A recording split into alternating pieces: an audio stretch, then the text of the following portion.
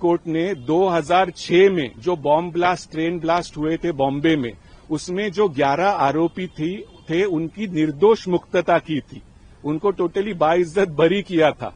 तो वो जजमेंट के खिलाफ इमीडिएटली महाराष्ट्र सरकार सुप्रीम कोर्ट आई, उन्होंने अर्जेंट लिस्टिंग की मांग की। परसों जस्टिस गवई ने इसकी अर्जेंट लिस्टिंग की मांग मान्य की और आज वो मैटर जस्टिस सुंदरेश इनके सामने था। इसमें राज्य सरकार, महाराष्ट्र सरकार को सफलता मिली है।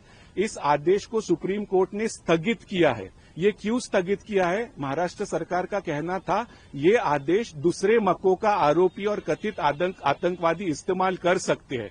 तो सुप्रीम कोर्ट ने कहा कि जो 11 लोग अब बाहर है जेल से, वो बाहर ही रहेंगे, उनको नोटिस इश्यू की जाएगी, उनका रिप्लाई, रिजॉइंडर वगैरह सब होगा और बाद में सुप्रीम कोर्ट इसमें एक तो बॉम्बे हाई कोर्ट का जो डिसीजन है वो अपहोल्ड कर सकती है या फिर उसको पलटा सकती है। लेकिन अभी की इम्पोर्टेंट खबर यही है कि महाराष्ट्र गवर्नमेंट को स्थगिति मिली है। लार्जर पिक्चर देखते हुए ये बहुत इम्पोर्टेंट है। हालांकि वो 11 लोग बाहर रहेंगे, वो मुद्दा इतना बड़ा नहीं है, लेकिन दूसरे आरोपी इसका इस्तेमाल ना करें इस जजमेंट का, इसलिए ये स्थगिति मिलना बहुत जरूरी था। और महाराष्ट्र सरकार को बॉम्बे हाईकोर्ट ने जो ट्रेन ब्लास्ट में जो डिसीजन दिया था अभी कुछ दिन पहले, उसके ऊपर स्थगिति मिली है। सुप्रीम कोर्ट ने जजमेंट पर स्टे दिया है कि ये जजमेंट किसी और दूसरे केस में इस्तेमाल नहीं किया जाएगा। इससे हमको कोई फर्क नहीं पड़ता है। और जो लोग अभी रिहा हुए हैं उनकी रिहाई को उसने बाकी रखा है कि ये लोग बाहर ही रहेंगे। अब सुप्रीम कोर्ट में केस चलेगा, नोटिस आएगा, उसके बाद हमारे वकील भी उसमें खड़े होंगे इंशाल्लाह। हाँ, तो इस तरह से जब अब खबर आई कि स्टे दे दिया है तो लोगों को लगा कि उस गलतफहमी पैदा हो रही है लोगों में कि जजमेंट पर स्टे दे दिया है और अब ये जो लोग रिहा हुए हैं इनकी दोबारा गिरफ्तारी होगी। ऐसा नहीं है, इनकी रिहाई हो गई है, अब इनकी गिरफ्तारी नहीं होगी। उसने स्टे इस पर दिया है कि ये जजमेंट किसी दूसरे केस में नजीर के तौर पर इस्तेमाल नहीं होगा। जब ये हाई कोर्ट की तरफ से फैसला आया, जमीयतुल उलमा भी इसी मामले में लीगल हेल्प कर रहे थे उनको, लोगों का क्या रिएक्शन आया आप लोगों की तरफ से? और बाकी ये पूरा फैसला जिस तरह से जमीयतुल उलमा ने मदद की, तो किस तरह से लोगों का रिएक्शन आया, क्या कहना चाहिए? लेकिन ये इनकी मदद करने में जमीयत उलमा ही थी, इसके अलावा कोई और दूसरी तंजीम नहीं थी। जमीयत उलमा ने उनकी मदद की और इनकी रिहाई के ऊपर हर तरफ खुशियां मनाई गईं और लोगों ने खुशी का इजहार किया कि देर से ही सही बेकसूरों को इंसाफ मिला।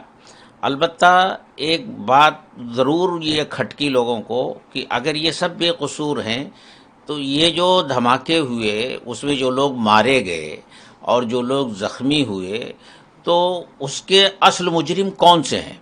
ये सवाल अब गवर्नमेंट के सामने भी है, एजेंसियों के सामने भी है और अब उनके ऊपर ये दबाव बनाना चाहिए और दबाव है कि वो असल मुजरिमों को गिरफ्तार करके और उनको सजा दें, दिलवाएं। जब हाईकोर्ट का फैसला आया इस मामले में, सबको बरी कर दिया, जो परिवार जिनके लोग मारे गए या जो इंजर्ड हो गए, वो लोग सामने आए कि फिर असली आरोपी कौन है, इस तरह के उनके भी बयान आए क्या? देखिए, उनके बयान आए, असल में इसमें हुआ क्या, इन लोगों की जब गिरफ्तारी हुई तो मीडिया ट्रायल कुछ इस तरह हुआ और एजेंसियों ने कुछ इस तरह के बयानात दिए कि उन लोगों को ये यकीन हो गया कि असल मुजरिम यही हैं। और अब तक उनके जहन में ये बात थी कि असल मुजरिम ये हैं। जब ये हाई कोर्ट का फैसला आया तो वो ये समझे कि असल मुजरिमों को हाई कोर्ट ने छोड़ दिया, जबकि बात ये नहीं है। हाई कोर्ट ने कहा कि असल मुजरिम ये नहीं है, असल मुजरिम कुछ और लोग हैं जो अभी आज़ाद घूम रहे हैं, अब उनकी गिरफ्तारी होनी चाहिए और उनको करार वाकई सजा देनी चाहिए।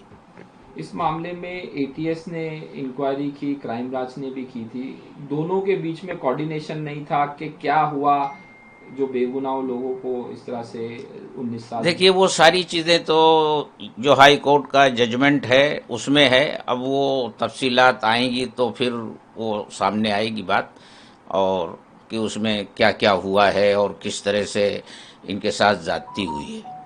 जब ये जो एक्विट हो गए एक्यूज, उनको जब बात की गई उनसे तो उन्होंने अपना दुख दर्द रखा, काफ़ी बातें बताई। आप क्या कहेंगे उसके? भाई उसमें उन्होंने जो कुछ बताया है वो बहुत ही दर्दनाक है। उनको तो जेल में जाने के बाद भी उनको पुलिस के ज़रिए पिटवाया गया, उनकी हड्डियां तोड़वाई गई और जिस तरह से टार्चर किया गया है, जिस तरह से वो आज बात करते हैं, रोंगटे खड़े हो जाते हैं सुन करके। लेकिन बहरहाल वो तो बात अब गुजर गई।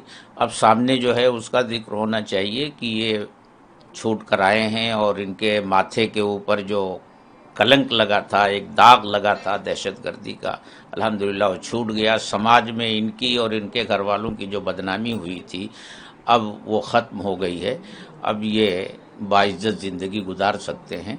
और रही बात जो इनके 19 साल बर्बाद हुए, ये उसके कसूरवार कौन लोग हैं, हुकूमत को ये चाहिए कि उन कसूरवारों को भी सज़ा दे और उसका बदला उनको मिलना चाहिए और इनको हर्जाना मिलना चाहिए 19 साल जो इनके बर्बाद हुए। सुप्रीम कोर्ट में भी जमीयत उलमा मदद कर रही है, लीगल एड किस तरह से आप लोग ही कर रहे हैं, देख रहे हैं ये जो फैसले अब सुप्रीम कोर्ट में भी इनको अभी गई है सरकार, तो आप लोग ही भाई ये केस तो हम शुरू से देख रहे हैं। हमने लोअर कोर्ट में देखा, फिर हाई कोर्ट में देखा, अब हम इंशाल्लाह सुप्रीम कोर्ट में भी इनका केस देखेंगे।